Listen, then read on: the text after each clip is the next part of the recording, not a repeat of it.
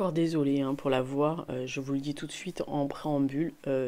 Voilà, ça fait 15 jours que je me traîne cette crève et honnêtement ma voix est toujours pas revenue et j'ai des variations dans les dans le dans la vocalise en fait. Donc sur le même podcast, j'ai une voix complètement différente et je m'en suis aperçue quand je l'ai extrait et je me suis dit mais enfin c'est pas possible. Donc j'ai réécouté et je me suis dit j'ai des variations. Donc selon comment ma voix commence à fatiguer pendant que je parle, eh bien voilà, vous avez l'impression que c'est pas du tout la même session alors que j'ai enregistré le tout à la suite. Comme vous le savez, je fais généralement pas 53 prises, sauf exception. Donc je pense que tous les podcasts de décembre seront pareils, c'est-à-dire il y aura des modulations dans ma voix. C'est pas que j'ai enregistré un peu avant, un peu après, c'est juste que je maîtrise pas ma voix. Voilà, en ce moment, ça fait 15 jours, donc je prends l'habitude. Donc excusez-moi sur la tonalité de la voix et sur le fait que vous avez l'impression que je suis essoufflée, mais je ne le suis pas. C'est juste que je ne respire plus par le nez, ou très peu, ou par intermittence. Et donc, quand mon nez se bouche, je suis obligée de respirer alors que je parle, donc un peu compliqué. Voilà. Donc, écoutez, hein, j'espère que le podcast vous plaira et je vous présente toutes mes excuses pour cette voix un peu bizarroïde et ces grandes aspirations ou ces petits blancs qu'il y a au milieu. Je n'ai pas coupé parce que c'était trop de travail à faire. Honnêtement, ça m'aurait pris 2, 3, 4, 5 heures et c'est pas gérable pour moi. Donc voilà, j'espère que ça vous plaira quand même. Merci d'avoir écouté ce podcast et merci de l'écouter jusqu'à la fin. Vous verrez. Ciao. Bonjour et bienvenue dans cette dernière thématique de l'année, thématique qui m'a été demandée par plusieurs d'entre vous sur le traité de Versailles. Alors, d'entre vous m'a dit, en fait, vous avez, parce qu'il me vous voit le monsieur, vous avez parlé plusieurs fois dans des vidéos traitant de la Seconde Guerre mondiale, de l'impact du traité de Versailles, et donc j'aimerais en savoir plus. Alors, j'ai rappelé que je n'étais pas un prof d'histoire et que c'était basé sur mes connaissances et ce que j'avais. Donc, j'ai fait des synthèses de choses que j'ai à la maison sur le traité de Versailles. Et j'espère que cela va vous plaire et surtout que ça va vous amener à peut-être mieux appréhender ou comprendre, ou en tous les cas, peut-être vous questionner ou aller vous faire fouiller ce traité. Alors, je suis vraiment désolée pour la voix un peu de canard que j'ai. Je pense que ça va être coupé régulièrement pour des cannes de tout parce que voilà, je sors de 15 jours de voilà, une espèce de grosse grippasse là. Donc je suis encore un peu encombrée, donc j'espère que ça va aller. Alors, le traité de Versailles donc date de 1919. Alors la Grande Guerre, qui donc a opposé deux coalitions progressivement formées à la suite de la crise balkanique de 1875-1878, à laquelle la Russie a, on va dire pour laquelle la Russie a quand même tiré pas mal ses marrons du feu pour l'Autriche et l'Empire britannique. Alors les puissances centrales forment un réseau d'alliances pour assurer le maintien de l'ordre social et politique dans leur état respectif.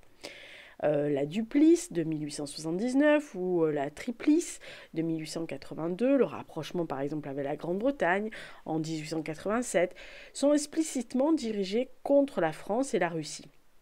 Par le traité des trois empereurs, puis par le traité de réassurance, elles tentent d'éviter une confrontation avec la Russie dans les Balkans. Mais avec le renouvellement de la triplice en 1891, la Russie est isolée et en dépit de l'absence d'affinité idéologique, elle se rapproche de la France, isolée elle-même depuis la guerre de 1870-1871, et l'entente cordiale entre les deux pays est fondée sur la perception d'une menace commune.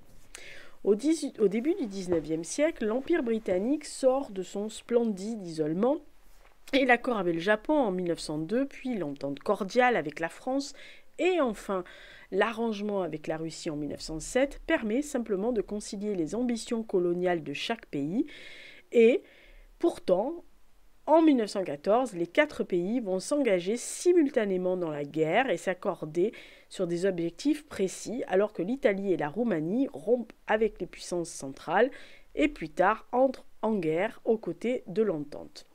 Alors la Grande Guerre, ouverte par le bombardement de Belgrade le 18 juillet 1914, un mois après l'attentat de Sarajevo, s'achève en 1918 sur les armistices de Salonique avec la Bulgarie le 29 septembre, de Moutros avec la Turquie le 30 octobre, de la Villa Giusti avec l'Autriche-Hongrie le 3 novembre, de Rotonde avec l'Allemagne le 11 novembre et la Convention de Belgrade avec la Hongrie le 13 novembre.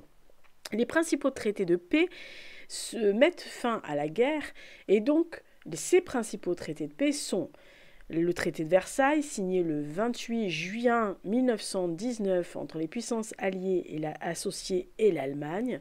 Le traité de Saint-Germain-en-Laye, signé le 10 septembre 1919 entre les puissances alliées et associées et l'Autriche. Le traité de Neuilly-sur-Seine, signé le 27 novembre 1919 entre les puissances alliées et associées et la Bulgarie. Le traité de Trianon, signé le 4 juin 1920 entre les puissances alliées et associées et la Hongrie. Et enfin, le traité de Sèvres, le 10 août 1920 entre les puissances alliées et associées et la Turquie, non ratifié, qui sera remplacé par le traité de Lausanne, signé le 24 juillet 1923. Ces traités complémentaires, bien sûr, des traités complémentaires sont signés par les principales puissances alliées, avec d'autres puissances alliées bénéficiaires de territoires transférés. Par exemple, la Pologne, la Tchécoslovaquie, la Roumanie, l'État serbo-croate et slovène, la Grèce, afin de confirmer la reconnaissance de l'indépendance du pays, de garantir les droits des minorités et de s'assurer l'ouverture du pays au commerce international, ainsi qu'avec le Danemark et aussi même l'Arménie, bientôt d'ailleurs abandonnée. De nombreux accords permettent de préciser les nouvelles frontières, ainsi la Yougoslavie ou de la Tchécoslovaquie. Sur le front de l'Est européen, la révolution russe permet à la guerre de s'interrompre plutôt qu'à l'ouest, puisque l'Allemagne et les Alliés signent les traités de Brest-Litovsk avec l'Ukraine le 9 février 1918 et avec la Russie soviétique le 3 mars 1918.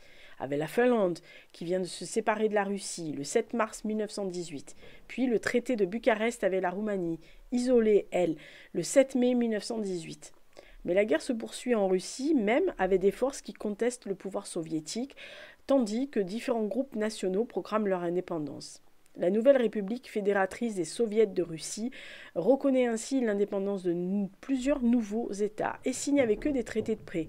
Avec l'éphémère République socialiste finlandaise des travailleurs le 10 mars 1918, ou avec l'Estonie le 2 février 1920, ou avec la Lituanie le 12 juillet de la même année, et la Lettonie le 11 août, la Finlande le 14 octobre 1920, et enfin la Pologne le 18 mars 1921. Mais elle parvient à rétablir des gouvernements soviétiques en Ukraine, en Biélorussie, en Géorgie, en Azerbaïdjan ou encore en Arménie, et elle refuse de reconnaître le rattachement de la Bessarabie à la Roumanie. Le président Wilson, dont les troupes ont joué un rôle décisif dans les derniers mois de la guerre, s'efforce à Versailles d'imposer ses objectifs en 14 points, négligeant les conséquences de la défaite du Parti démocrate lors des élections du Congrès. Au cours de la conférence qui s'ouvre le 18 janvier 1919 à Paris, conseillé par Lansing, il se pose parfois en arbitre et offre des garanties à l'Allemagne qu'il pense convertie à la démocratie. Alors que la France voudrait encourager le séparatisme entre Bavière et Rhénanie, il souhaite, Wilson, le maintien de l'unité de l'Allemagne, qui doit être forte et constituer un rempart entre le bolchevisme et prospère pour redevenir un partenaire commercial. Ce souci de ménager l'Allemagne provoquera d'ailleurs des tensions avec les Alliés, dont il écarte les revendications territoriales. Ainsi la Belgique, qui souhaitait réaliser son programme de 1831 et récupérer Maastricht, le Luxembourg et les Bouches d'Escaut, reçoit seulement Eupen et Malmedy. L'Italie obtient la frontière de Brenner, mais se voit refuser Fiume et la Dalmatie. La France demande la frontière de 1814, mais doit se contenter de celle de 1871. Menaçant de quitter la conférence, Wilson refuse la Sarre à la France pour la soumettre à l'administration de la SDN, puis à un plébiscite. la complexité du règlement de la question polonaise est encore plus lourde de dangers pour l'avenir. Acceptant d'inclure les pensions aux victimes à la demande du Royaume-Uni dans les réparations exigées de l'Allemagne et incapable de fixer le montant, on parle quand même de 8 milliards de marques or pour les Français et 120 seulement pour les experts des États-Unis, la conférence retient une formule complexe de règlement dont les montants seraient proportionnés à la capacité de paiement de l'Allemagne, ce qui encouragera celle-ci à organiser son insolvabilité.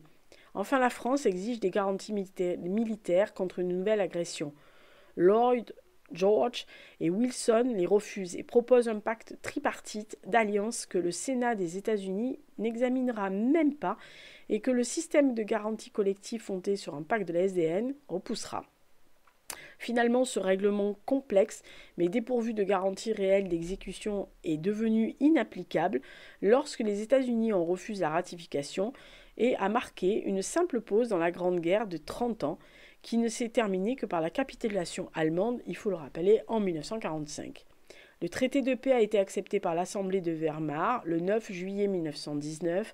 En France, il a fait l'objet de la loi de ratification du 12 octobre 1919.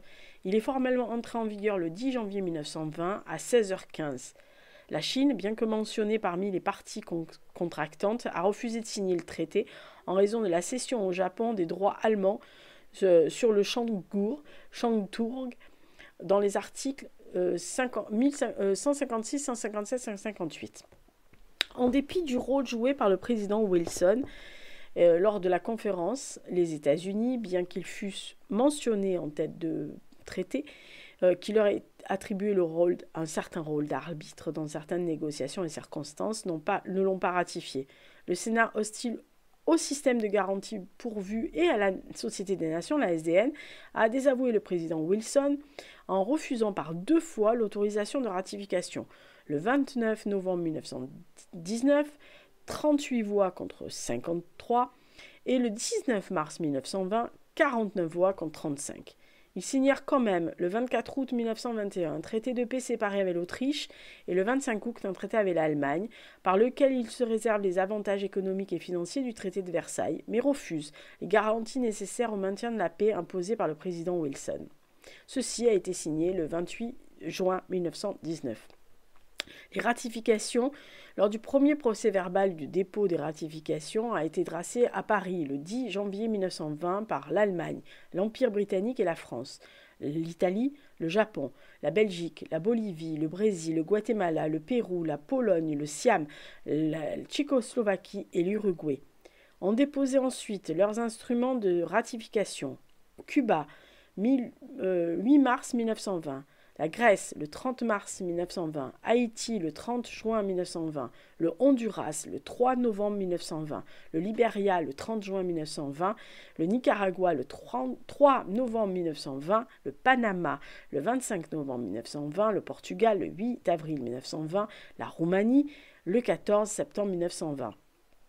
Ceci est tiré du traité qui a été publié au Journal officiel de la République française le 9 janvier 1920, aux pages 458, et qui a été aussi publié dans la Revue générale du droit international public en 1919, puis en brochure par les éditions Dalloz et par la librairie militaire Berger-Levrault, et qui, bien sûr, se trouvera reproduit par de larges extraits dans beaucoup de magazines et de livres.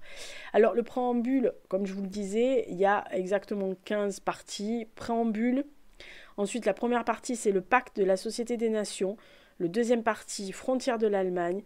Troisième partie, clause politique européenne. Quatrième partie, droits et intérêts allemands hors de l'Allemagne.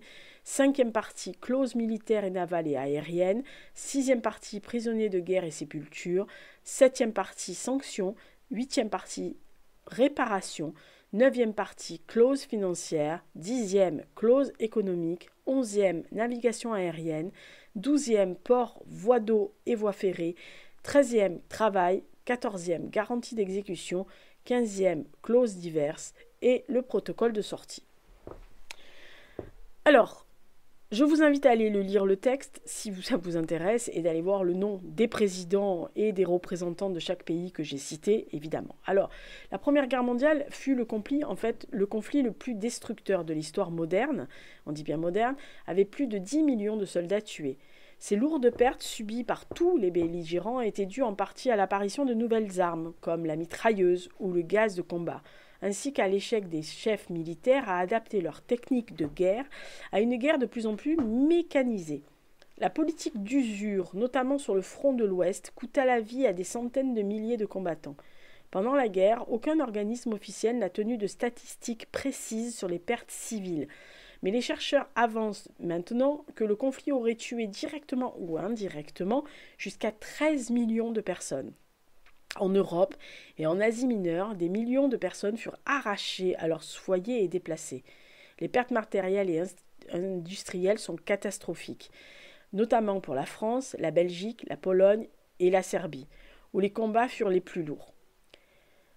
Lors des traités de Saint-Germain de Trianon et de Sèvres, après cette guerre si dévastatrice, les puissances victorieuses imposent une série de traités sévères aux nations vaincues. Ceux-ci prévoient la perte vaste de portions de leur territoire et le paiement de lourdes réparations. On avait rarement vu le visage de l'Europe changer de manière si profonde. La guerre marqua la disparition des empires allemands, austro-hongrois, russes et ottomans. Le traité de Saint-Germain-en-Laye, le 10 septembre 1919, fonda la République d'Autriche, qui se composait de régions germanophones, prises à l'Empire des Habsbourg. Des anciennes terres domaniales naquirent des États successeurs comme la Tchécoslovaquie, la Pologne ou encore le royaume des Serbes, Croates et Slovènes, qui devint la Yougoslavie en 1929. Le traité donnait aussi le Tyrol Sud, Trieste, Trentino, l'Istrie à l'Italie et la Bucovine à la Roumanie. Un principe important du texte était que l'Autriche se voyait empêchée de s'unir à l'Allemagne, ce que, bien sûr, les pangermanistes avaient longuement désiré et qu'Adolf Hitler, né, lui, en Autriche et le parti nazi, préconiserait haut et fort quelques années plus tard. L'autre partie de la double monarchie, la Hongrie, devint un État indépendant et par traité du Trianon du 4 juin 1929, elle cédait la Transylvanie à la Roumanie, la Slovanie et la Ruthénie à la nouvelle Tchécoslovaquie, ainsi que d'autres terres à la future Yougoslavie. L'Empire ottoman, quant à lui, signa le traité de Sèvres le 10 août 1929, mettant ainsi fin aux hostilités avec les puissances alliées. Peu après, cependant, une guerre d'indépendance turque commença et donna la naissance à la nouvelle République de Turquie. Le traité, lui, de Lausanne en 1923 remplacera celui de Sèvres, divisant de fait le vieil empire ottoman. C'est ainsi. Environ 10 mois avant la fin de la guerre, en janvier 1918, le président américain Woodrow Wilson avait rédigé une liste de buts de guerre qu'il avait appelée les 14 points. 8 de ces points traitaient spécifiquement des décisions territoriales et politiques associées à la victoire des puissances de l'entente et prenaient en compte l'idée d'autodétermination nationale pour les peuples d'Europe. Les autres principes du texte concernaient la prévention d'autres guerres, avec en dernier point une proposition de la Société des Nations que celle-ci arbitre des conflits internationaux. Wilson voyait dans cette proposition de paix juste pour lui et durable une paix sans victoire. Quand les Allemands signèrent l'armistice dans la fonderie de Compiègne le 11 novembre 1918, ils étaient nombreux à penser que les 14 points formeraient la base du futur traité de paix. Cependant, lorsque les chefs d'État des 4 grands, États-Unis, Grande-Bretagne, Italie et France, se réunirent à Paris pour en discuter, ils rejetèrent tous cette approche. Considérant l'Allemagne comme le principal investigateur du conflit, les puissances alliées européennes décidèrent d'imposer des obligations rigoureuses aux vaincus. Le traité de Versailles, que l'on demandera aux Allemands de signer le 7 mai 1919, forçait l'Allemagne à céder les territoires de Belgique, de Tchécoslovaquie, de Pologne et l'Alsace et la Lorraine, annexées en 1871 après les guerres franco-prussiennes, étaient rétrocédées à la France. Toutes les colonies d'outre-mer devenaient des mandats de la Société des Nations et la ville de Danzig, actuellement Gdańsk, en Pologne, à la population largement allemande, prenait le statut de ville libre. Le traité exigeait la démilitarisation et l'occupation de la Rhénanie, ainsi qu'un statut spécial pour la Sarre, placée sous le contrôle français. L'avenir de Schleswig du Nord, à la frontière entre le Danemark et l'Allemagne, et de la Haute-Silésie, à la frontière de la Pologne, fut décidé par plébiscite. Mais la partie du traité la plus humiliante fut peut-être l'article 231, souvent appelé d'ailleurs cause de la culpabilité de guerre, qui forçait la nation allemande à se considérer comme unique responsable de la Première Guerre mondiale. Elle était alors tenue de verser des dommages et intérêts, et Georges Clemenceau, alors Premier ministre français, insista pour que de lourdes réparations soient exigées. Il savait que le pays aurait des difficultés à payer ses dettes, mais il craignait un prompt rétablissement allemand, suivi d'une nouvelle déclaration de guerre dans la foulée à la France. Son but était donc de réduire par le traité les possibilités de retrouver une supériorité économique et de les laisser se réarmer.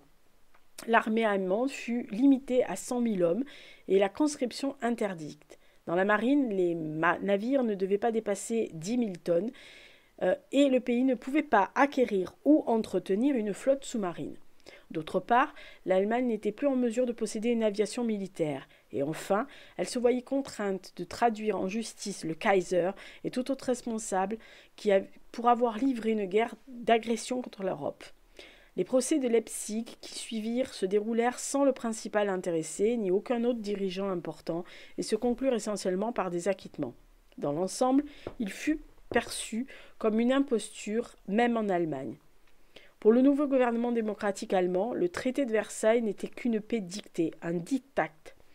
Malgré la détermination de la France, qui, des quatre grands, était le pays qui avait subi les plus gros dégâts matériels, a imposé des conditions sévères à l'Allemagne, le traité de paix ne parvint pas à régler les conflits qui avaient été générés par la Première Guerre mondiale. Au contraire, il freinait plutôt la coopération inter-européenne et rendait plus difficile à contrôler les problèmes de fond, les horribles sacrifices de la guerre et les énormes pertes humaines de tous les côtés du conflit pesaient lourdement d'ailleurs, non seulement sur les perdants mais aussi sur les vainqueurs, comme l'Italie, dont le butin de guerre semblait sans commune mesure, avait le prix terrible payé en sang et en pertes matérielles. Quant aux populations des puissances vaincues, l'Allemagne, je le rappelle, la Hongrie et la Bulgarie, les traités de paix respectifs leur semblaient une punition bien injuste. Les gouvernements, qu'ils soient démocratiques comme en Allemagne ou en Autriche, ou autoritaires comme en Hongrie ou en Bulgarie, en vinrent vite à violer les termes militaires et financiers des accords. Les efforts pour revoir ou déjouer les prévisions les plus lourdes de la paix passèrent au premier plan des politiques étrangères de ces pays jusqu'à devenir carrément un facteur déstabilisant au niveau international. La clause de culpabilité de guerre, avec le paiement des réparations et restrictions militaires imposées, représentait un prix particulièrement important aux yeux de la plupart des Allemands. Revoir le traité de Versailles fut le thème qui rendit d'ailleurs les partis radicaux de droite, dont le parti nazi d'Hitler, si crédibles auprès de l'électorat de base dans les années 20 et 30. On leur promettait le réarmement, la reconquête des territoires allemands, notamment à l'Est, et la remilitarisation de la Rhénanie, et une place bien sûr retrouvée sur le devant de la scène européenne et mondiale. Après une défaite et une paix si humiliantes, ces promesses renforçaient bien sûr le sentiment ultranationaliste et aidaient les lecteurs moyens à fermer les yeux sur les principes plus radicaux de l'idéologie nazie. Les lourdes réparations, accompagnées d'une période d'inflation en Europe dans les années 20, donnèrent lieu à une hyperinflation effrénée du Reichsmark en 1923. À partir de 1929, vinrent s'y ajouter les effets de la Grande Dépression qui ébranlèrent encore plus l'économie allemande. L'épargne personnelle de la classe moyenne partait en fumée, entraînant un chômage considérable. Un tel chaos économique contribua largement à une agitation sociale croissante et à la déstabilisation d'une république de Weimar déjà très fragilisée. Enfin, les efforts de l'Europe de l'Ouest pour marginaliser l'Allemagne, par le biais bien sûr de ce traité de Versailles, affaiblirent et isolèrent les dirigeants démocratiques allemands. Une conviction grandissante auprès de la population, en lien direct avec les provisions sévères du traité de Versailles, leur était particulièrement nuisible. L'Allemagne aurait reçu un coup de poignard dans le dos par les criminels de novembre, ceux qui avaient contribué à construire le nouvel gouvernement de Weimar et à négocier une paix que les Allemands avaient tant souhaité pour finalement aboutir à un traité de Versailles catastrophique. Beaucoup oubliaient cependant qu'ils avaient applaudi la chute du Kaiser et qu'ils avaient dans un premier temps accueilli à bras ouverts la réforme démocratique parlementaire et qu'ils s'étaient réjouis de l'armistice. Tout ce dont ils se souvenaient était que la gauche allemande, à savoir dans l'imagination collective de l'époque les socialistes, les communistes et les juifs, avait livré l'honneur allemand à une paix ignoble alors que aucune armée étrangère n'avait foulé leur sol. Ce légendaire coup de poignard dans le dos ajouta à l'impopularité des socialistes et des cercles libéraux allemands qui étaient les plus désireux de poursuivre l'expérience d'une démocratie fragile.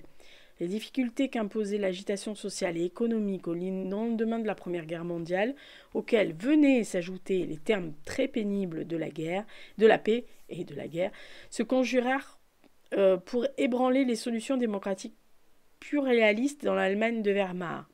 Dès lors, l'envie d'une direction plus autoritaire se ferait plus forte et se faisait de plus en plus forte. Finalement, c'est malheureusement ce que les électeurs finirent par trouver en la personne d'Adolf Hitler et de son parti national nazi. Alors, le traité de Versailles, on peut l'envisager sur beaucoup d'aspects, bien sûr, mais on peut dire que c'est une paix et les conséquences. À la base, le traité de Versailles avait donc pour ambition de juguler la puissance économique et militaire de l'Allemagne afin d'assurer la paix. Malheureusement, ça a eu les effets quasiment inverses et funestes sur l'avenir. Il a été déclaré par Michel Launay entre le XIXe siècle qui meurt avec la Grande Guerre et le XXe siècle qui l'enfante, le traité de Versailles est une œuvre bâtarde, certes pas bâclée, mais pleine de contradictions qui ternissent et qui tissent la terrible période dont il marque l'apparence césure. Le traité de Versailles en 1919, donc, devait assurer une paix pérenne à l'Europe. Or, 20 ans plus tard, comme on le sait, après que l'encre y fut apposée, la Seconde Guerre mondiale éclata. La conférence de paix, qui débuta donc à Paris le 19 janvier 1919, se démarquait par le nombre de participants. Très grand, puisqu'il s'agissait d'une paix de coalition. Pas moins de 27 nations furent invitées à la table des négociations. Ils poursuivirent l'ambitieux objectif, comme de reconstruire l'espace européen, de créer une organisation juridique de la société internationale et de rétablir les échanges commerciaux. Cette belle collégialité ne va pas durer. Évidemment, les décisions prises rapidement par le seul Conseil des 10, constitué des présidents ou des premiers ministres, ou des ministres des Affaires étrangères des pays comme les États-Unis, la France, la Grande-Bretagne, l'Italie ou le Japon. Mais même ce groupe restreint demeurait trop nombreux. Dès le second mois de la conférence, les 4 grands, qui ont exclu le Japon, tinrent des réunions privées en marge des séances. À partir du mois de mars, le traité peut être considéré comme l'œuvre des seuls Clemenceau, Lloyd George pour la Grande-Bretagne et Wilson pour les États-Unis, appuyé par la bagatelle de 52 commissions. On peut regretter cette façon de faire car ces 3 dirigeants vont se fier tantôt aux travaux d'experts, tantôt vont dénigrer ceux-ci pour décider d'eux-mêmes, tout en maintenant à l'écart les diplomates de carrière. Ceci fit évidemment en sorte que le traité ne fut pas des plus équilibrés. Une importante faiblesse structurelle du traité de Versailles réside dans le fait qu'il fut l'aboutissement de négociations au cours desquelles les Américains, les Britanniques et les Français ne purent s'entendre véritablement parfaitement car ils poursuivaient des buts différents. La France voulait morceler son ennemi, lui faire payer de fortes réparations et lui enlever la rive gauche du Rhin. La Grande-Bretagne désirait réduire la puissance économique allemande tout en maintenant un équilibre européen. Quant aux États-Unis, ils cherchaient à asseoir la paix européenne sur des bases solides pour raviver des échanges internationaux le plus rapidement possible. L'explication de toutes ces divergences dépasse bien sûr le cadre de ces propos et de ce traité, et bien sûr il va être rapidement question des territoires et des réparations. Au niveau territorial, les exigences françaises dépassent de beaucoup celles des alliés anglo-saxons. Paris cherchait avant tout à assurer sa sécurité, quitte à bafouer le principe wilsonien du droit de l'autodétermination des peuples. C'est que Clemenceau était, tout comme le président de l'époque Poincaré, un patriote marqué par les inventions allemandes. Le président du Conseil fera donc sienne la thèse du maréchal Foch qui, pour la sécurité française, passait par l'obtention de la nouvelle frontière stratégique commune des Alliés face à l'Allemagne et qui suivrait l'axe Pays-Bas-Rhin-Suisse. Ce plan représentait le strict minimum à obtenir pour la France. À l'époque, les universitaires, les militaires, les nationalistes, les radicaux français souhaitaient le maintien de troupes alliées tout au long du Rhin et la création d'un ou plusieurs États rhénans soumis à un statut international.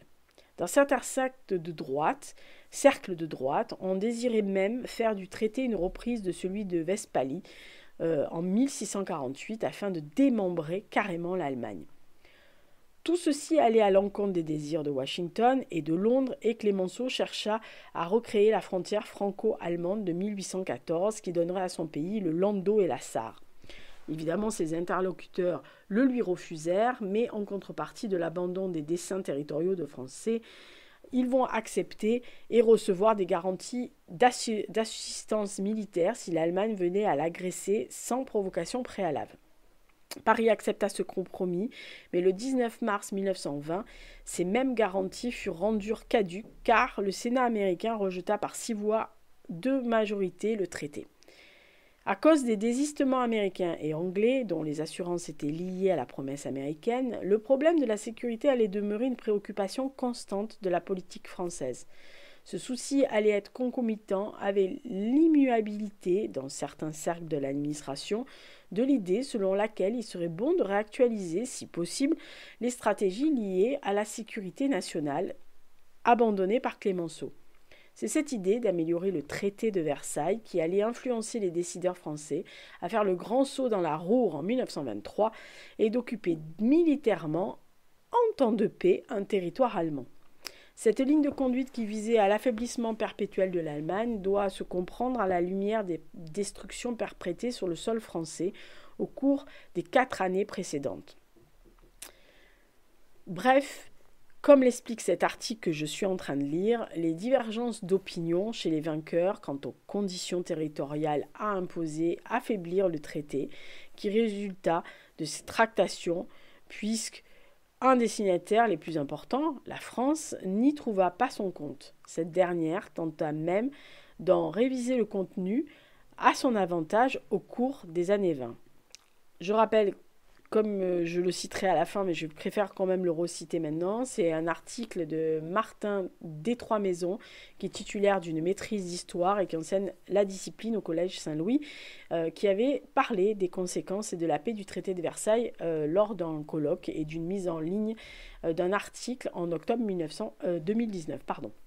En fait, dès le départ, cette conférence fit fausse route car, contrairement à ce qui était l'usage en Europe à l'époque, il n'y avait eu aucune véritable négociation entre les vainqueurs et les vaincus.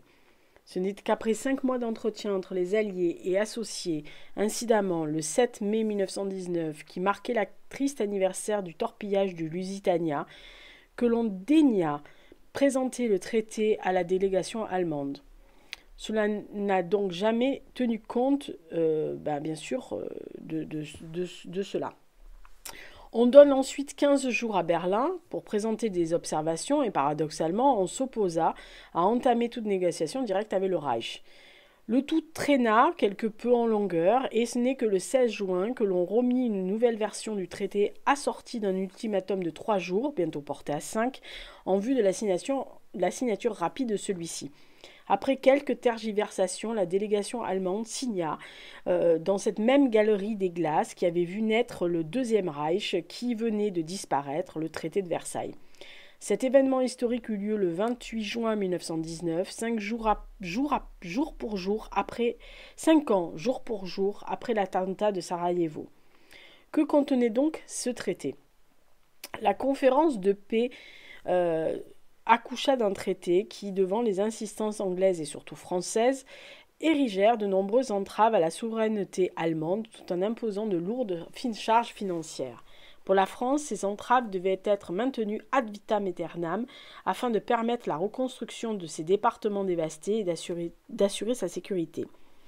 Il serait maintenant à propos d'aborder successivement quelques-uns des articles les plus importants de cet accord. La première partie du traité portait sur la création de la Société des Nations.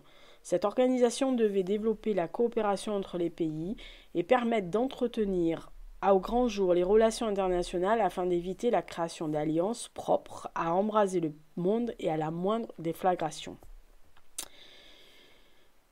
On désirait aussi suivre rigoureusement les prescriptions du droit international. Cette partie se termine par la liste exhaustive, dont le Canada fait partie, des 32 membres signataires de la SDN, originaires, ainsi que des 13 pays invités à s'y joindre. Il est ironique de constater que le traité devant mettre fin à la Grande Guerre débute en établissant une société des nations à laquelle l'ennemi d'hier n'est même pas convié. La seconde partie concernait la délimitation des nouvelles frontières allemandes. On y consacrait la perte pour l'Allemagne du 7e de sa superficie, soit 72 000 km², peuplée de 6 500 000 habitants. Les articles 27 et 28 enlevèrent à Berlin non seulement l'Alsace et la Lorraine, déjà occupées par l'armée française, mais aussi Le Pen et le Malmedy, rattaché à la Belgique, la Poznanie et une partie de la Prusse orientale. Ces deux dernières régions devaient servir à la recréation de la Pologne en vertu du principe de Wilson du droit des peuples à disposer d'eux-mêmes. On détacha aussi Memel et à partir du 14 février 1920, le Schleswig du Nord fut administré par le Danemark à la suite d'un plébiscite. Vint ensuite les clauses politiques. On y abordait les conditions entourant le transfert de la souveraineté sur les territoires attribués à la Belgique, à la France et à la Pologne.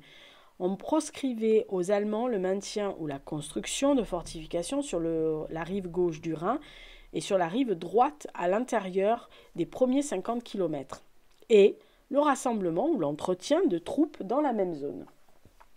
Quant à l'article, ça c'est les articles 42 et 43. L'article 44, lui, stipulait que toute transgression des articles susvisés, 42-43, serait considérée comme un acte hostile vis-à-vis des puissants signataires et de la paix dans le monde. Malheureusement, il semblerait que cet article n'était pas à l'ordre du jour lors de la remilitarisation de la Rhénanie, fait en 1936 par Hitler. C'est aussi au sein de cette troisième partie qu'il fut question des mines de la Sarre. On offrit à la France la possibilité de s'assurer de la propriété de celle-ci contre une indemnisation minime afin de la dédommager du saccage de ses propres mines lors du conflit. Un historien, Jacques Barietti, fut l'un des premiers à voir dans les diverses dispositions du traité un véritable projet sidérurgique français, car celle-ci modifiait les structures économiques profondes de l'Europe en faveur de la France. À titre d'exemple, notons que le traité forçait Weimar à livrer du charbon à la Belgique, à la France et à l'Italie pendant une décennie. On parle ici d'une quantité non négligeable de 360 millions de tonnes. Ceci en même temps que Berlin perdait, à cause des divers remaniements territoriaux, 80% de ses ressources en minerais de fer, 40% de sa capacité de production de fonte et 30% de sa capacité de production d'acier. Toutes choses nécessaires à une armée bien sûr moderne. De plus, le vaincu avait dû céder tous ses navires de commerce de plus de 1600 tonnes, la moitié de ceux entre 1000 et 1600 tonnes, et 150 000 wagons, 5000 locomotives, 5000 camions, tout le matériel roulant présent en Alsace et Lorraine et le quart de sa flotte de pêche. Le traité donnait aussi des avantages commerciaux à la France qui n'expireraient qu'en janvier 1925. On créait aussi le fameux corridor polonais de 6 sombres mémoires à l'article 100, tout en détachant Danzig de l'orbite allemande, article 122. Berlin dut donc reconnaître et respecter l'indépendance inaliénable de l'Autriche par l'article 80. Ceci empêchait l'Anschluss tout en bafouant la sacro-sainte autodétermination des peuples. Ce double standard ne devait pas passer inaperçu, bien sûr, chez les germanophones. La partie 4 concernait les droits et intérêts allemands hors Europe. On y déposséda l'Allemagne de toutes ses colonies en faveur des puissances alliées. Dans l'article 119, on fit passer toutes les possessions mobilières et immobilières allemandes dans ces colonies entre les mains des nouveaux occupants par l'article 120. La partie 5 était la plus importante et capitale pour la sécurité française car elle regroupait les clauses militaires. Tout y fut fait pour briser littéralement l'armée impériale. Il fut décidé de la nouvelle Reichswehr, donc l'armée allemande, ne serait composée que de 100 000 hommes, tous dédiés au maintien de l'ordre et de la police des frontières. Elle ne serait encadrée que par 4 000 officiers et il n'y aurait pas de grand état-major général. On encadra jusqu'au nombre de canons, de mitrailleuses, de fusils qu'elle était autorisée à détenir et à produire. L'importation d'articles guerriers fut prohibée par l'article 170, ainsi que la fabrication ou l'achat du gaz asphyxiant et de chars blindés par l'article 171. Le service militaire obligatoire fut aboli par l'article 173 et on encadra la durée de carrière des engagés par l'article 174. Puis, on supprima la redoutable académie militaire, sans jamais la nommer d'ailleurs, dans l'article 176. On interdit aussi à Berlin d'avoir des sous-marins par l'article 171 ou une aviation militaire et navale par l'article 198. Tous ces articles avaient du sens en étant autant pour les autres nations européennes que les autres Européens désarmés, mais ça ne fut pas le cas. C'est-à-dire qu'on disait, vous désarmez, nous aussi. La partie 6 portait sur les prisonniers de guerre et les sépultures et était constituée d'articles propres à obtenir l'assentiment de tous. La partie 7 allait cependant causer le plus de remous puisqu'on y accusait publiquement l'ex-Kaiser Guillaume II d'avoir offensé la morale internationale et de l'autorité sacrée des traités. On se proposait même de constituer un tribunal spécial pour le juger par l'article 227. Ce ne fut finalement jamais réuni. Les parties 10, 11 et 12 portèrent sur l'économie, la navigation aérienne, les ports, les voies de circulation navale et ferroviaire et sur le travail. On y prévoyait l'octroi par l'Allemagne de la clause de la nation la plus favorisée de tous les alliés associés, et ce sans réciprocité, par les articles 264-267. On y dépouillait aussi l'Allemagne de moult brevets, dont la célèbre aspirine de Bayer, par l'article 306 jusqu'à 311, tout en internationalisant l'Elbe, l'Oder, le Niemen, le Danube et le Rhin par l'article 331. Bref, ces parties font ressortir de manière patente le caractère foncièrement économique de tout ce qui fut finalement la Grande Guerre, à savoir la première guerre totale.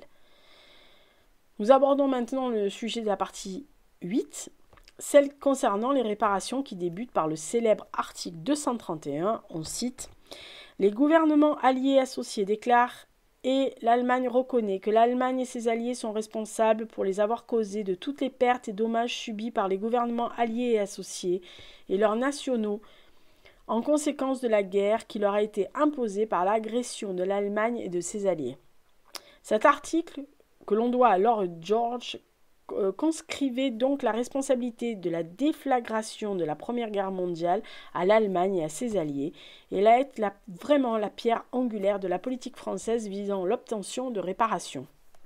Ces réparations, la France en avait un besoin urgent si on se fie aux statistiques évocatrices fournies par le ministre des Régions libérées, Charles Riebel.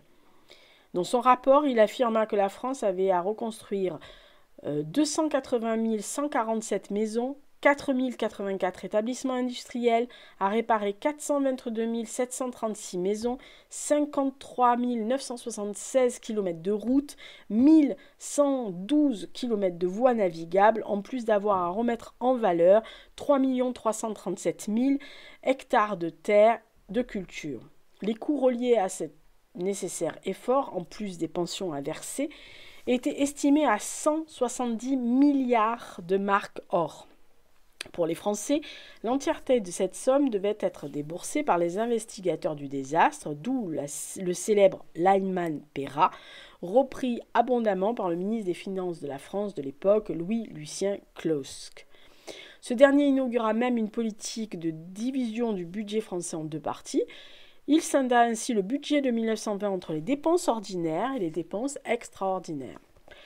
La deuxième partie recouvrait tous les frais reliés à la reconstruction devant ultérieurement être payés par l'Allemagne. C'était une façon à droite de présenter un budget équilibré et d'institutionnaliser les réparations.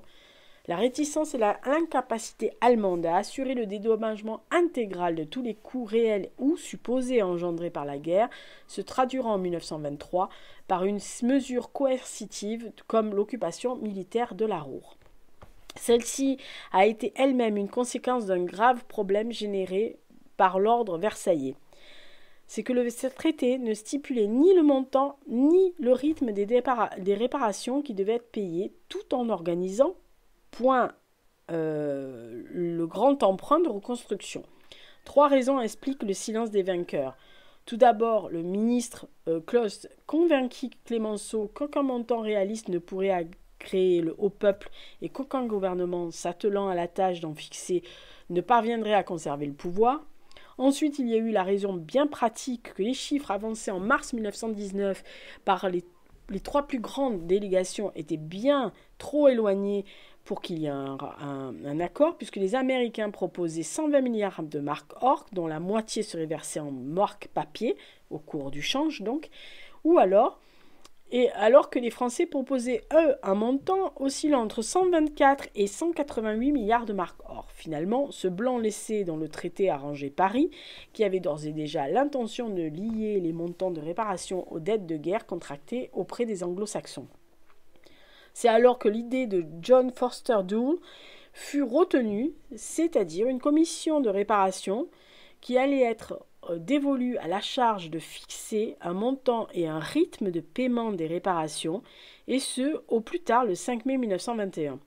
Cette situation, peu banale, fit de la délégation allemande, en acceptant le traité de Versailles, signa en fait un gros chèque en blanc.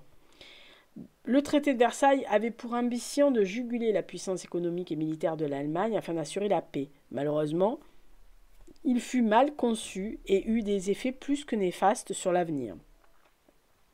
Lors de l'élaboration du traité dont nous parlons ici, plusieurs erreurs furent commises. La plus grosse faute consista à refuser à l'Allemagne le droit de participer à la conférence de paix.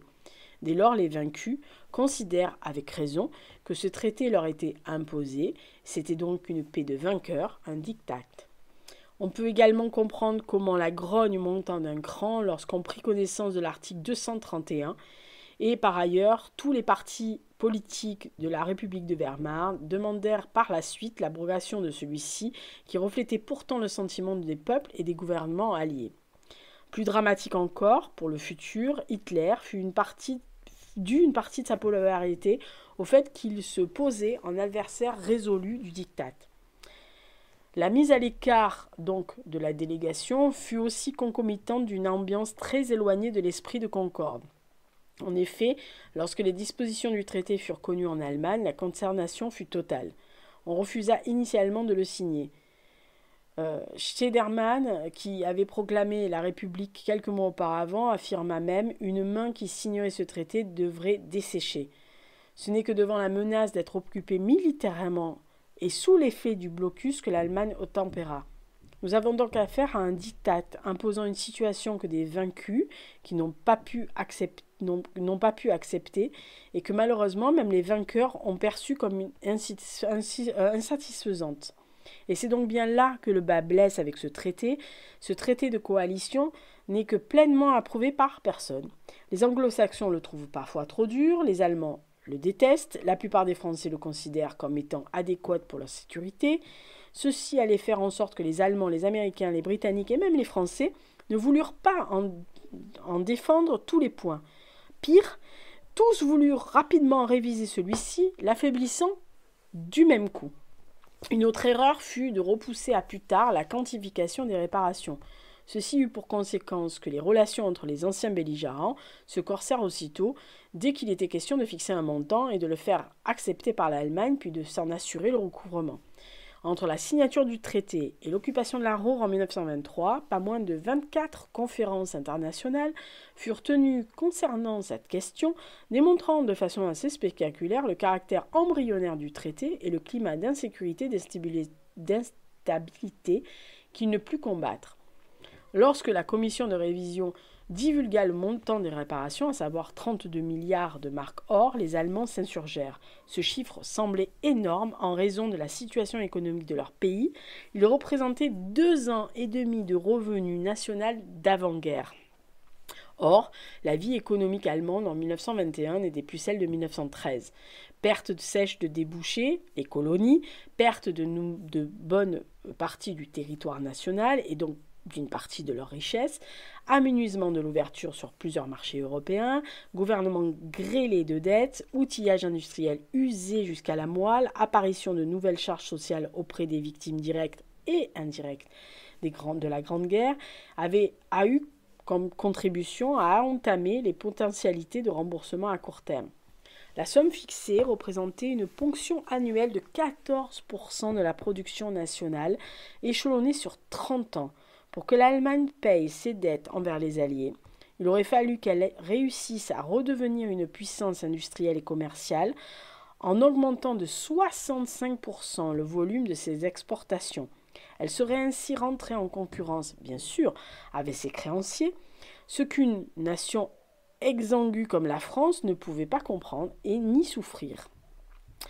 Il lui était également impossible de s'acquitter de cette somme en or, puisque celle-ci représentait plus du double de la totalité du précieux métal extrait depuis la découverte de l'Amérique.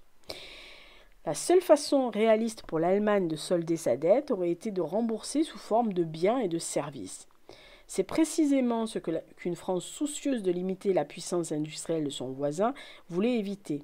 Bref, à Berlin et à Paris, on avait compris que le nouveau champ de bataille serait celui des réparations.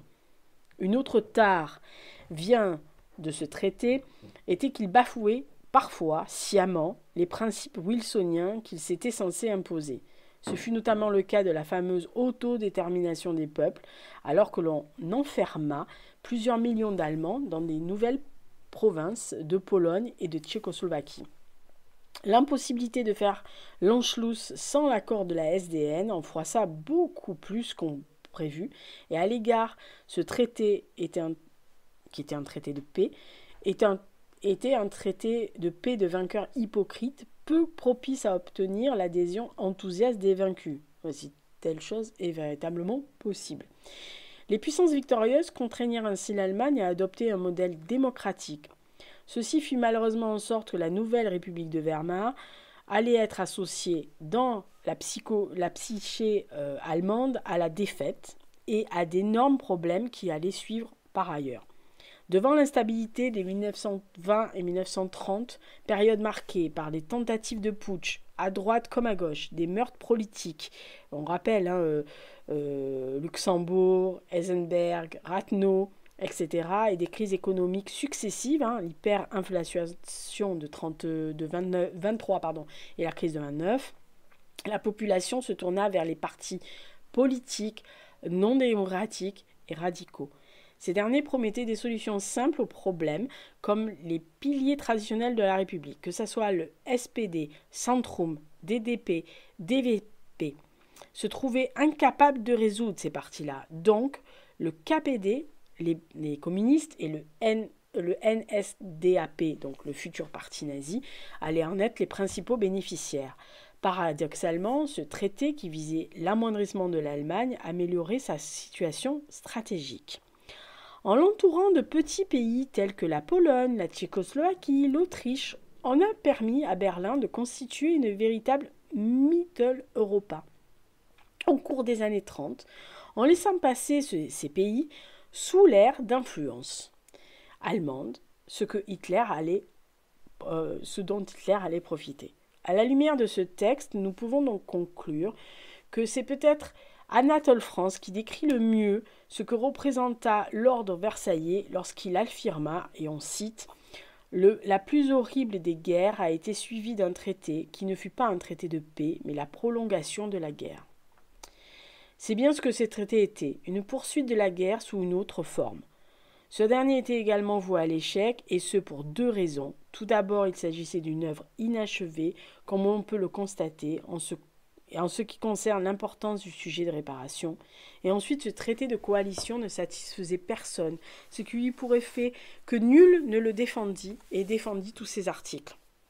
Ceci est d'autant plus dommageable qu'une fois que le traité fut signé, seule la solidarité des vainqueurs aurait pu assurer la paix à l'Europe. En somme, une guerre bâclée peut mener les graines d'un futur conflit. Ce fut malheureusement le cas de la Grande Guerre et de son traité de Versailles. En résumé, il faut bien l'avouer, le traité lui-même était fondé donc sur la culpabilité reconnue de l'Allemagne dans ce conflit, et le document privait l'Allemagne de 13% de son territoire et de 10e de sa population.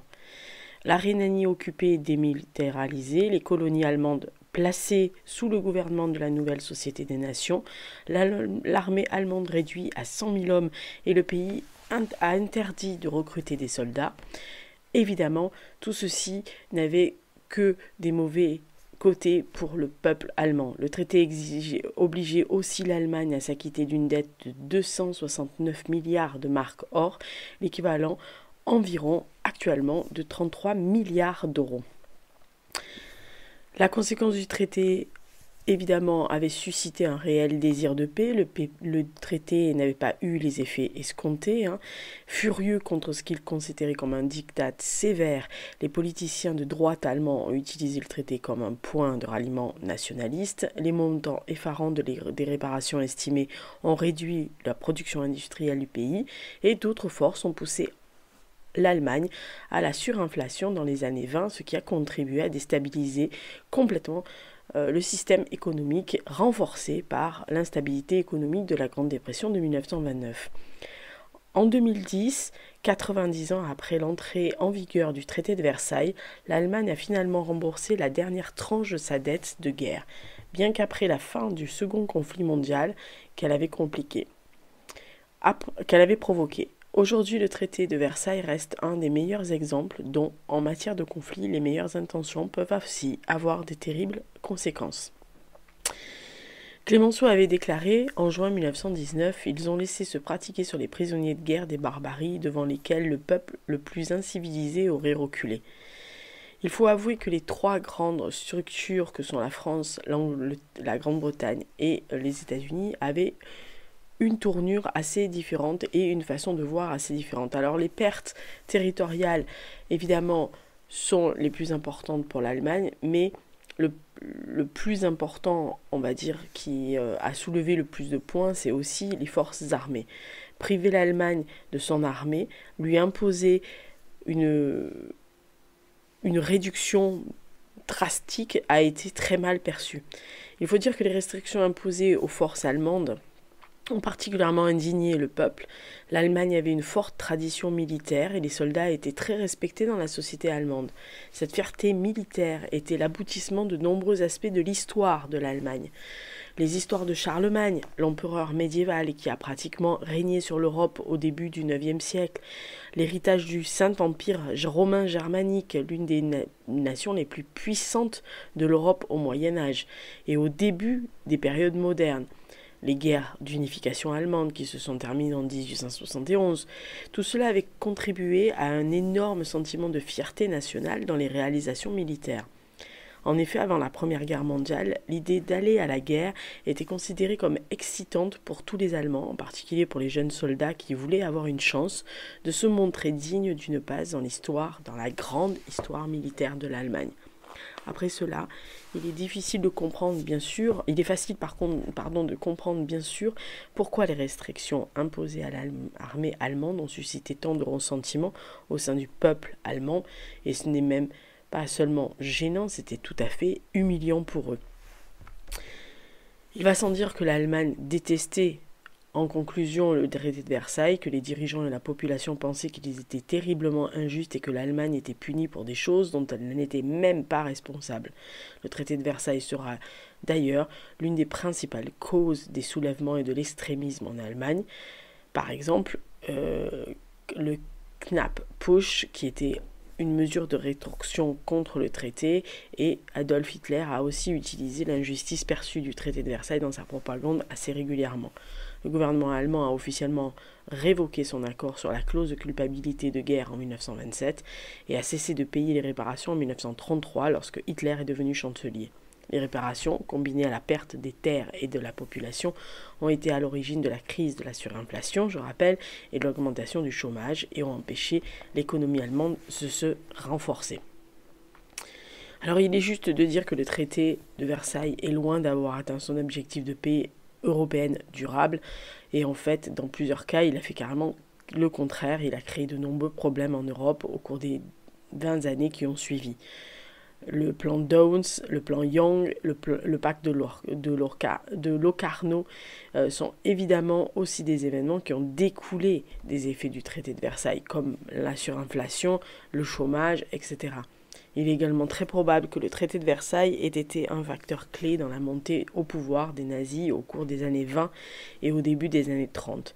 Hitler a constamment utilisé l'injustice du traité et surtout le mythique coup de poignard dans le dos pour soutenir sa campagne et a obtenu le soutien de ceux qui adhéraient à cette idée. Il a également joué sur l'histoire militaire de l'Allemagne et sur l'humiliation de voir ses forces armées réduites. Mais le plus grand facteur a été les crises économiques successives. La surinflation, causée par le poids des réparations et aggravée par l'occupation de la Ruhr, a permis aux nazis d'obtenir le soutien de ceux qui souffraient et qui ne faisaient plus du tout confiance au gouvernement. Un effet similaire s'est produit lors de la Grande Dépression en 1929, qui a frappé l'Allemagne de plein fouet parce que son économie était soutenue par les prêts allemands du plan Downes. L'historien allemand Ulrich Herbert a particulièrement résumé et parfaitement résumé l'effet du traité de Versailles lorsqu'il a fait remarquer qu'Adolf Hitler était le legs exceptionnel de la Première Guerre mondiale pour l'Allemagne. Au lieu de créer un monde où la démocratie pourrait s'épanouir, le traité a créé des conditions de destruction complète. Alors les principaux enseignements du traité de Versailles, si on doit retenir ceci, c'est que le traité a été signé le 28 juin 1919 et que seuls les Alliés ont été autorisés à négocier le traité. L'Allemagne n'a pas eu son mot à dire sur les termes. Les négociations ont été rendues difficiles parce que chacun des alliés voulait des choses différentes dans le traité. La France voulait un traité très dur, les États-Unis voulaient un traité plus doux et la Grande-Bretagne se situait le cul en deux chaises. Les conditions étaient très dures, l'Allemagne a été forcée à assumer la responsabilité de la guerre, de payer 6,6 milliards de livres sterling de réparation et de perdre 10% de ses territoires, 13% de sa population et ses forces armées ont été considérablement réduites. Personne n'était satisfait du résultat du traité, l'Allemagne détestait tout ce qu'il contenait, les Alliés n'étaient pas du tout d'accord avec certaines parties. Et le traité de Versailles semble bien sûr avoir causé plus de problèmes qu'il n'en a résolus. Il a provoqué plusieurs crises pour l'Allemagne et a contribué à la montée du fascisme dans l'Allemagne dès l'entre-deux-guerres. Alors oui, effectivement, on peut dire que le traité de Versailles a été un véritable échec. 5 mois de négociations, en gros presque pour rien, à part évidemment d'avoir signé une armistice. Alors, tout ceci, tous ces changements, on peut évidemment parler du sort de l'Allemagne après, puisque c'est ce qui plus ou moins nous intéresse. Ce sont surtout les articles, comme je le disais tout à l'heure, 231 et 232 du traité qui ont été réellement beaucoup discutés pour la suite. Le premier énonçait la responsabilité de l'Allemagne et des puissances centrales dans les dommages subis par les Alliés. Le second en tire la conclusion que l'Allemagne est coupable et doit réparer pour les préjudices qu'elle a causés. Peu importe finalement que tout ceci et que les termes réparation et responsabilité devaient être entendus par le droit civil, parce que pour les Allemands et pour la plupart des Alliés, il s'agissait bien d'une forme de condamnation morale. Le plus insupportable, sans doute pour un pays comme l'Allemagne, qui avait déjà perdu plus de 2 millions d'hommes. Pour comprendre cette apparente dureté à l'égard de l'Allemagne, il faut se replacer bien sûr dans le climat de sortie de guerre, comme bien sûr nous invitent tous les récents travaux que nous pouvons trouver sur le traité de Versailles. La découverte des exactions commises par les troupes allemandes lors de leur repli à l'automne 1918, celle du traitement des civils dans les régions occupées et des prisonniers de guerre dans les camps, autrement dit, le retour en force des thèmes de l'atrocité allemande en 1918 pèse lourd sur les chefs d'État et sur les diplomates réunis lors de la conférence de Paris. Il faut aussi d'ailleurs un cas particulier de l'attitude à l'égard de Guillaume II, en fuite aux Pays-Bas, est presque unanimement considéré par les Alliés comme l'un des plus grands criminels de l'histoire. En conséquence, comment s'étonner que lorsque les soldats français, au cours de la démobilisation, reçoivent les premières nouvelles des dispositions des traités de paix, ils les considèrent, dans leurs lettres que l'on peut lire, non pas comme trop dures, mais comme trop sévères à l'égard de ceux qu'ils appellent les Boches. Quant à la question des réparations, elle a donné naissance à une très abondante littérature, essais, documents et livres d'histoire. Et depuis la publication en 1919 du pamphlet de l'économiste Keynes sur les conséquences économiques de la paix, écrit en un été devenu rapidement un best-seller, une première tendance à souligner les conséquences dévastatrices de la réparation sur l'économie allemande et sur la jeune République de Weimar. Au lendemain de la Seconde Guerre mondiale, c'est Keynes, à l'inverse, qui se retrouve mis en accusation. Dans un célèbre texte d'Étienne Mantoux, le fils de l'historien Paul Mantoux, qui fut l'interprète militaire de Clémenceau lors de la conférence de paix, il lui reprocha tout à la fois d'avoir diffusé la légende de noir du traité de Versailles, mais provoqué le rejet de la ratification par le Sénat américain et entraîné par là le développement de l'attitude d'une espèce d'apaisement à l'égard de l'Allemagne nazie. Une longue tradition est née aussi de ce renversement de perspective jusqu'aux travaux récents de certains historiens qui ont fait remarquer qu'entre 1920 et 1932, de négociation en négociation, les réparations effectivement payées par l'Allemagne n'ont jamais représenté plus de 8,3% de son revenu national.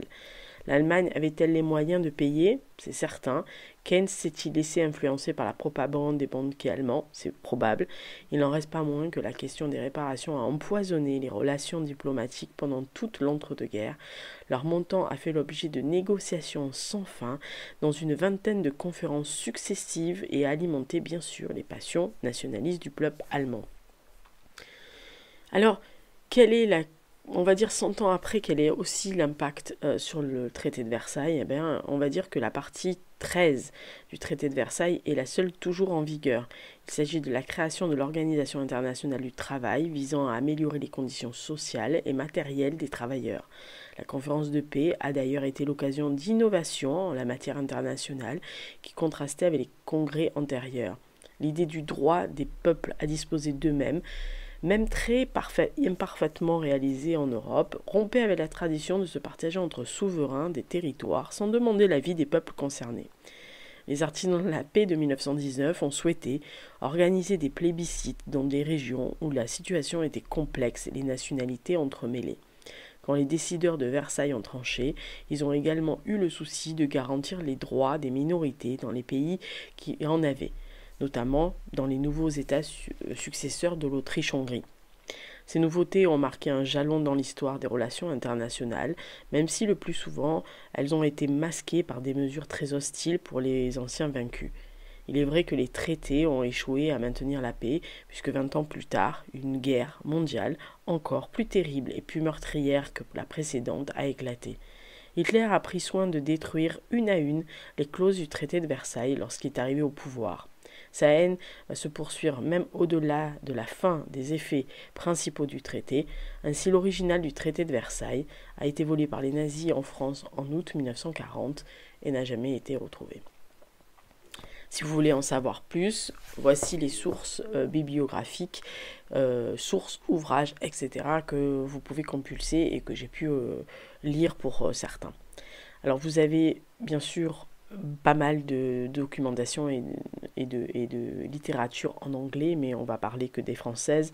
Traité de paix entre les puissances alliées et associées, l'Allemagne et protocole signé à Versailles 18 juin 1919, Ottawa, imprimeur du roi 1919 en un volume, La reconstruction de l'Europe 1919-1929 de Denise Artaud aux presses universitaires de France en 1973, Histoire économique de la France de Jean-Charles Ancelin, Paris, édition du Seuil 1984, Les relations franco-allemandes après la Première Guerre mondiale, 10 novembre 1918, 10 janvier 1925, de l'exécution à la négociation, Jacques Parietti, édition Pédone 1977, L'Allemagne de 1870 à nos jours, Pierre Milza, Serge Bernstein, 6e édition, Armand Collin, 1999.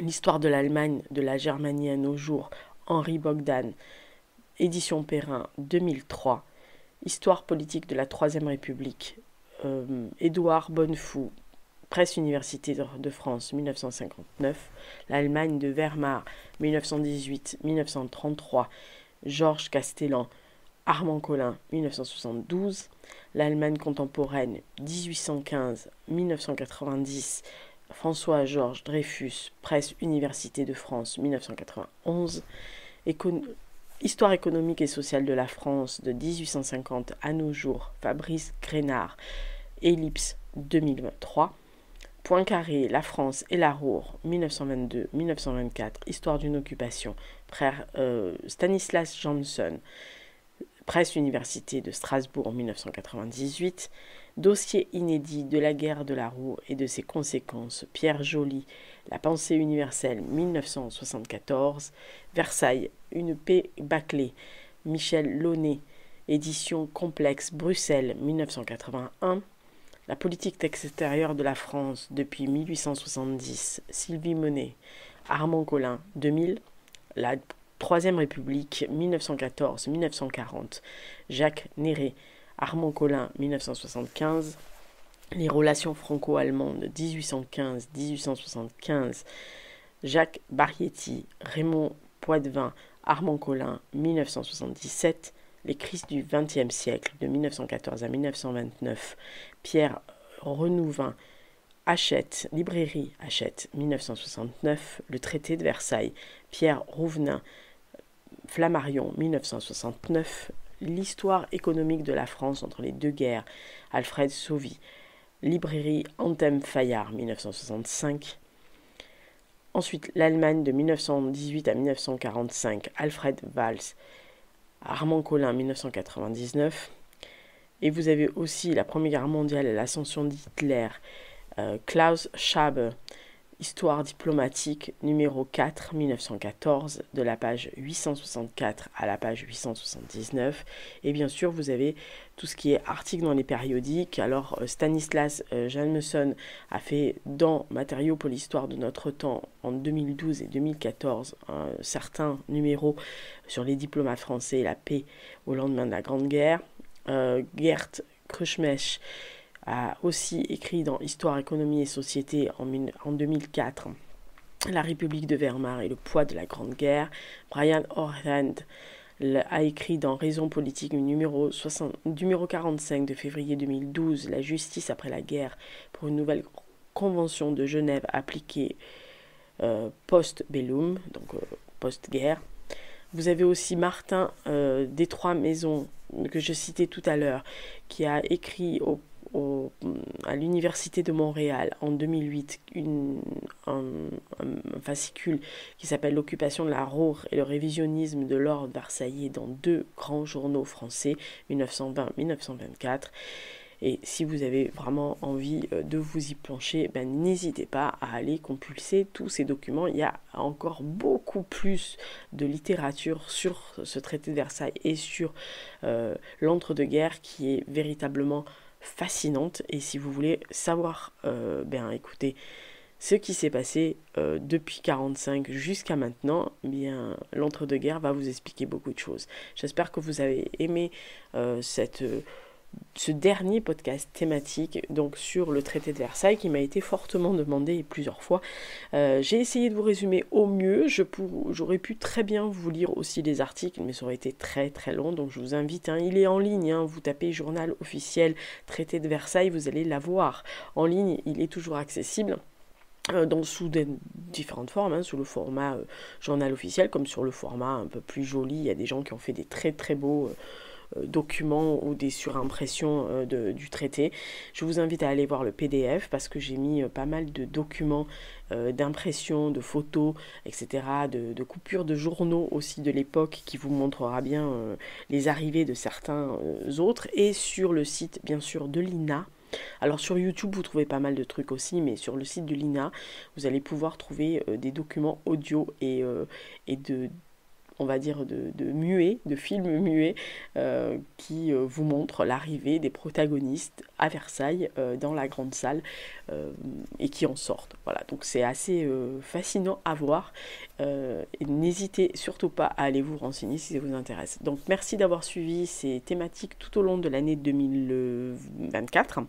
Alors en 2025, il y a bien sûr des thématiques qui m'ont été demandées, parce que j'avais demandé il n'y a pas très longtemps ce qui vous intéressait. Donc janvier, Alexandre le Grand, février, la Résistance, mars, Vercingétorix, et avril, la vie quotidienne sous l'ère victorienne. Pour l'instant, c'est ce que j'ai. Donc si vous avez des idées pour les mois qui suivent, n'hésitez pas à me les demander, à me laisser dans les commentaires, etc. Et comme ça, au moins, écoutez, ce sera avec grand plaisir que je vous ferai des petits podcasts de 1 heure pour vous résumer à peu près ce qu'il en est. Merci d'avoir suivi ce podcast encore, et bientôt, et bonne fête de fin d'année. Bisous bisous, on se retrouve le mois prochain, donc l'année prochaine. Ciao.